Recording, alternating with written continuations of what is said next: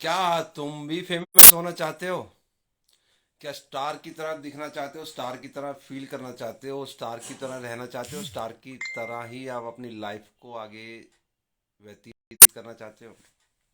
नमस्कार दोस्तों, गोपाल गौतम मेरा नाम है, गुड़गांव हरियाणा से। आपका स्वागत है एक बार फिर से इस फेसबुक यूट्यूब लाइव में। आशा आप सब स्वस्थ और मस्त होंगे। तो आज का ये मैंने फेमस होने के लिए क्यों आपसे बात करना चाह रहा हूँ। आज के टाइम में जो खास तौर से जो यंग जनरेशन है वो सभी नेम और फेम चाहते हैं, है ना। और हमारी इंडस्ट्री के अंदर एक बहुत बड़ी खासियत है कि यहाँ पे जो व्यक्ति मन लगा के काम करता है, सारी सिस्टम के साथ काम करता है, उनको नेम और फेम दोनों चीज़ें यहाँ से मिलती है।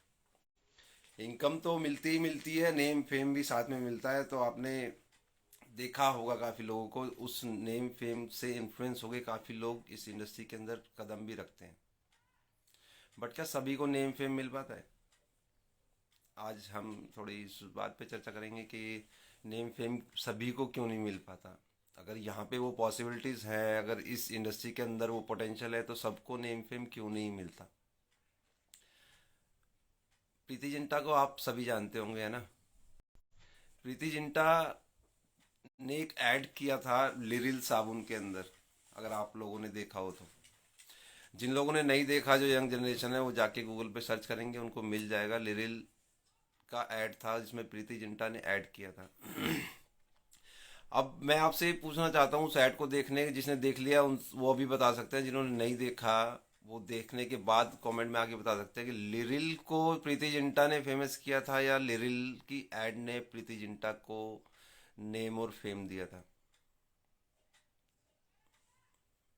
सोचने वाली बात है और समझने वाली बात भी है कि यहाँ पे हुआ क्या था एक्चुअल में। उन्होंने एक ब्रांड के लिए एडवर्टाइजमेंट किया था, वो एक मॉडल की तरह काम कर रही थी, और उन्होंने उस ऐड को किया था। उस ऐड में से वो वहाँ पे उनको पिक्चर के लिए साइन किया गया था, वहाँ से उनको देखा गया, वो चेहरा वहाँ से उनको मिला था, नया चेहरा उस पिक्चर के लिए चाहिए था, वहाँ से उनको चेहरा मिला था। बट क्या अगर वो ये सोचती कि मैं लिरिल को फेमस करने जा रही हूँ, या लिरिल को मैं क्यों फेमस करूँ, तो क्या उनको नेम और फेम मिल पाता?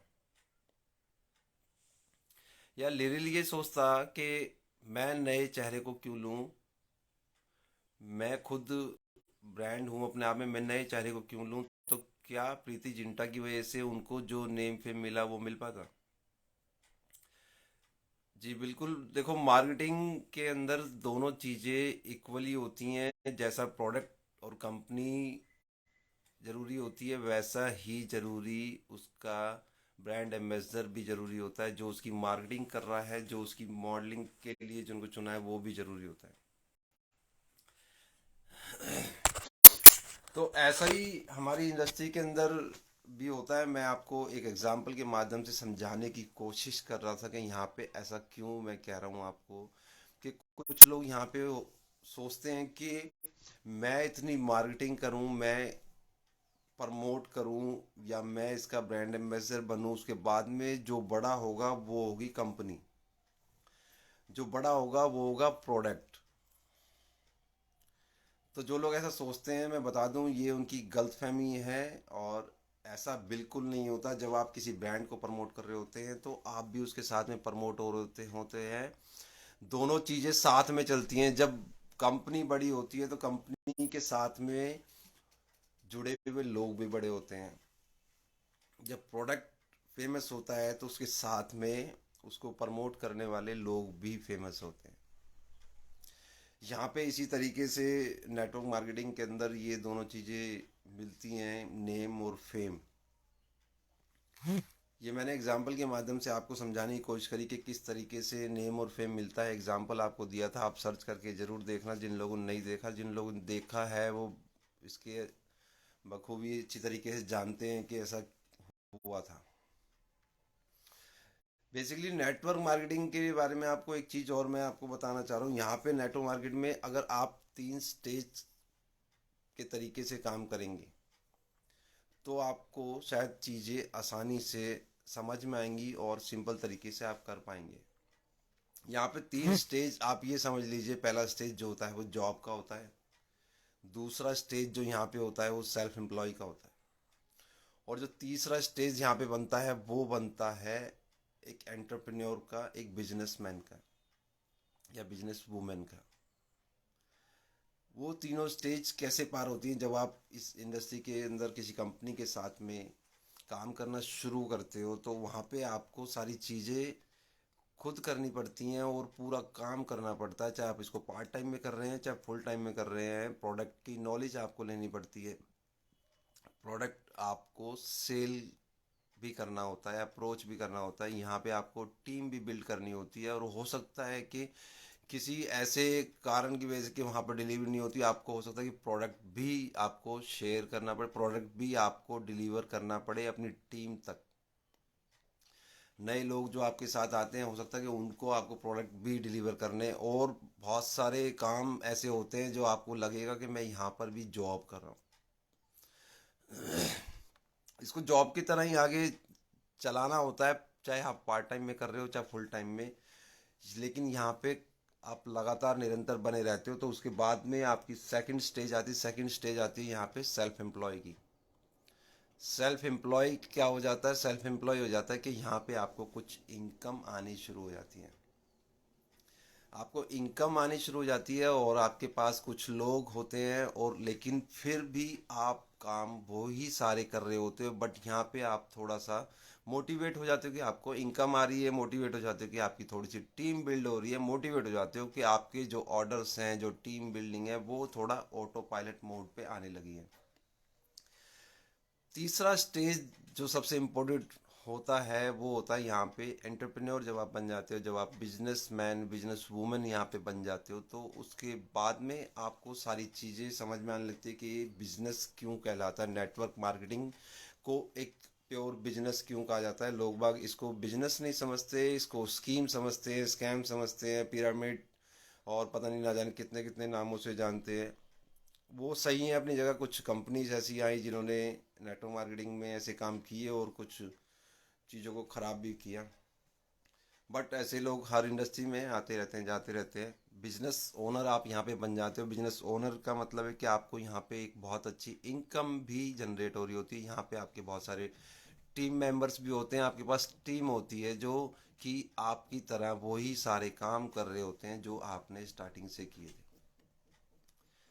तो यानी कि यहाँ पे आपका डुप्लीकेशन हो गया। यहाँ पे आपने अपनी पावर को मल्टीप्लाई कर लिया। मल्टीप्लाई पावर होने के बाद में आपके रिजल्ट्स जो हैं वो पहले जो आपको सिर्फ अपने काम के ऊपर रिजल्ट्स मिल रहे थे, उसके बाद में आपके पास बहुत सारे लोग हो गए जो मिलके काम कर रहे हैं। बस आपको यहाँ पे रोल क्या अदा करना होता है, यहाँ पे आपको वो ट्रेनिंग्स प्रोवाइड करानी होती है जो ट्रेनिंग्स लेके आप यहाँ तक पहुँचे हो।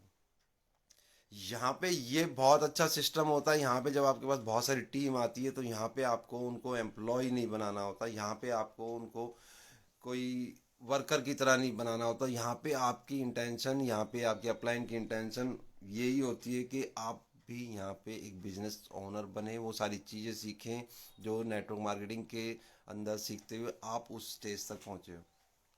यही 3 स्टेज उनको भी पार करनी होती हैं, और उसको पार करने के लिए आप एक एग्जाम्पल होते हो, क्योंकि आप वहाँ से पार करके पहुँचे हो तो वो सारी चीज़ें आप उनको बता सकते हो बखूबी सही तरीके से कि क्या क्या चैलेंजेस आपके सामने आएंगे और क्या क्या चैलेंजेस आपको कैसे कैसे हैंडल करने हैं।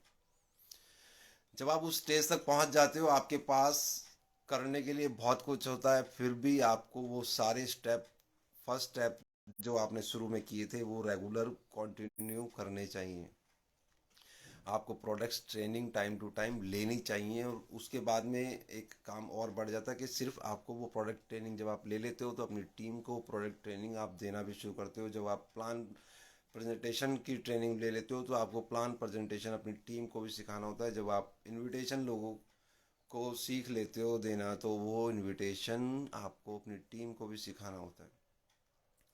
बिजनेस ओनर का सिंपल सा काम होता है कि अपनी जो शक्तियां हैं, जो अपनी चीज़ें सीखी हुई हैं, जो अपनी पावर है बिजनेस की, उनको डुप्लीकेट करना होता है। यहाँ पे लोगों को एप्लीकेशन का बिजनेस है, यहाँ पे आपको अपने जैसे लोग बनाने होते हैं। जब आपकी जैसे लोग आपके साथ जुड़ते हैं, उन लोगों को भी वही चीज़ सिखानी होती है, वही चीज़ उनके साथ में करनी होती है, और उनको भी उस लेवल तक लेके जाना होता है जहाँ तक आप पहुँचे हो। ये इस बिज़नेस की बहुत अच्छी खूबसूरत बात है, जो काफ़ी लोगों को यहाँ पे मोटिवेट करती है, और काफ़ी लोग यहाँ पे इसी वजह से हैं। किसी और इंडस्ट्री के अंदर ये चीज़ नहीं होती कि आप जब बिजनेस ओनर बन जाते हो तो वहाँ पे आप अपने नीचे साथ में टीम वालों को भी बिजनेस ओनर बनाने की कोशिश करते हो।